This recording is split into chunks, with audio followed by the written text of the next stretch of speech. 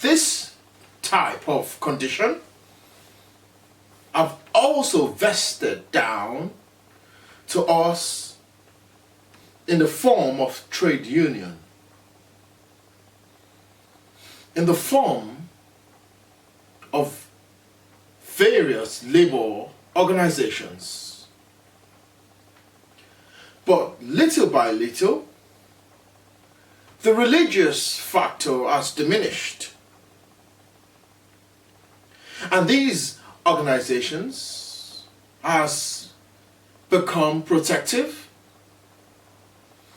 essentially, rather than almost completely idealistic.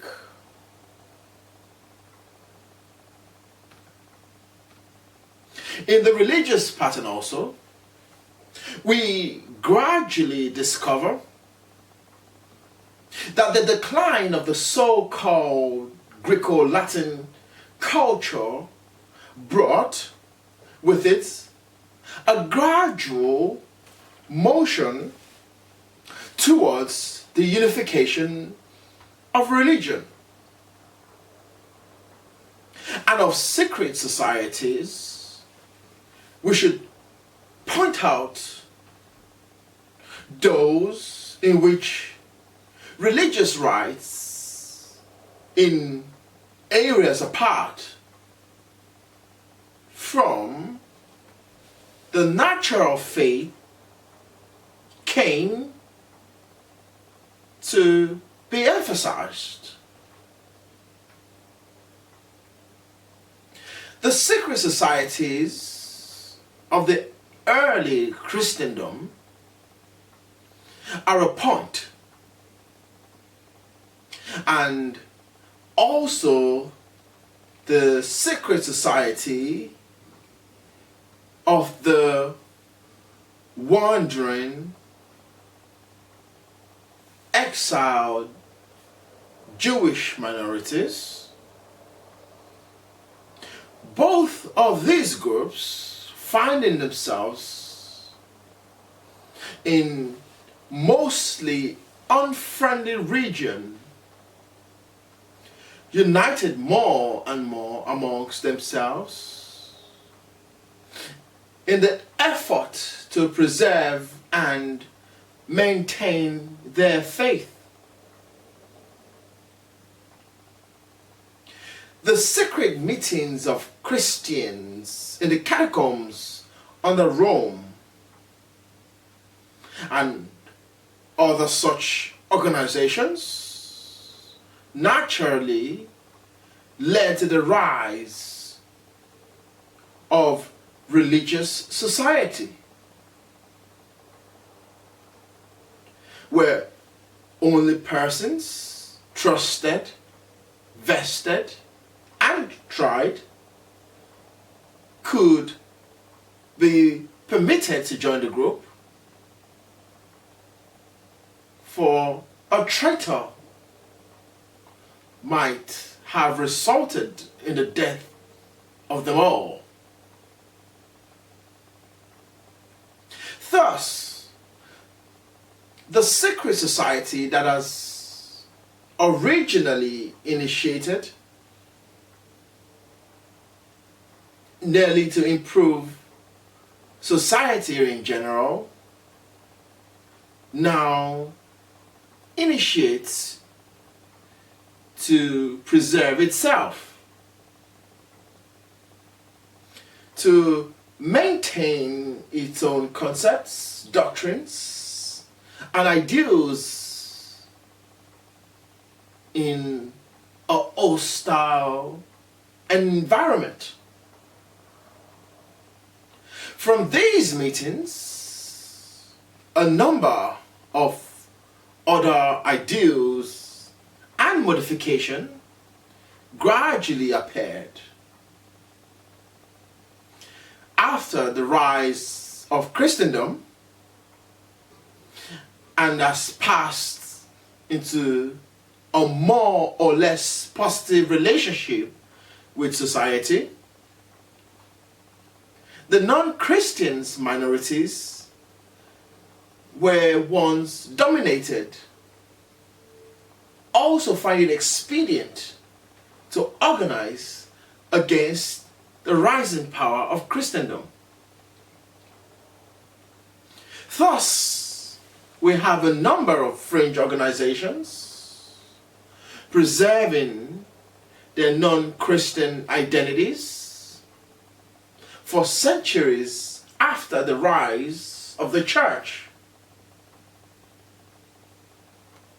They accomplished this by the ease of the greatest secrecy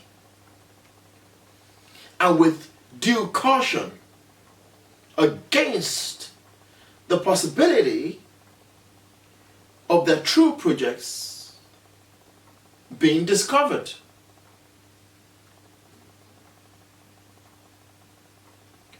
Most of the non-Christian secret society did not, however, contemplate the overthrow of Christendom.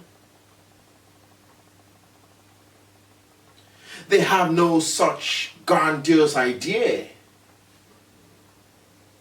What they believed was their faith possessed certain knowledge which was not commonly possessed by the members of the new faith.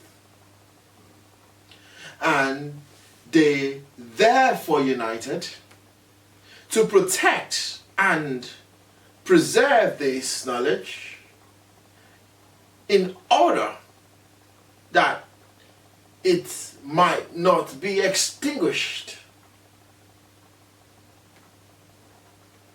Thus, these societies became protective of certain beliefs or certain attitudes or certain ideas, usually against what they regarded to be inadequacies of generally regarded interpretation and procedures.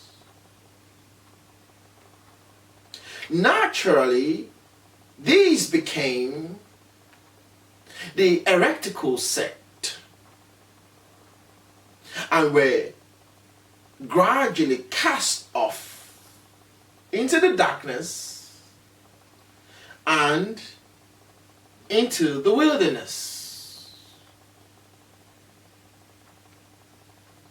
Many of them taking up refuge in the Near East, particularly the rising Arabian culture. There also secret society arose, and these societies gave us another cross-section of our problem.